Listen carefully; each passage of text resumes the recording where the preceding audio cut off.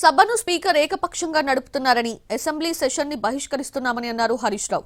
ఆయన వ్యాఖ్యలకు మంత్రి జూపల్లి కౌంటర్ ఇచ్చారు. డెప్యూటీ ఫ్లోర్ లీడర్ గా నియామకమైన మొదటి రోజే హరీష్ నిర్వాకమేంటో బయటపడిందన్నారు. అసెంబ్లీలో రాజ్యాంగం ఖూనీ అయితా ఉంది.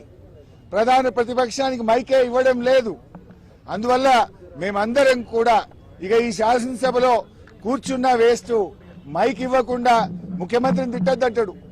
స్పీకర్ గారు ఆన్ రికార్డ్ అక్కడ కూర్చొని మీరు ముఖ్యమంత్రి గారి మీద విమర్శ చేయొద్దు అంటాడు. అనొచ్చా అట్లా? స్పీకర్ ముఖ్యమంత్రి గారి మీద మీరు మాట్లాడితే మీ మైక్ కట్ చేస్తా అంటాడు. మరి మేము ఉండేందుకు అసెంబ్లీలా?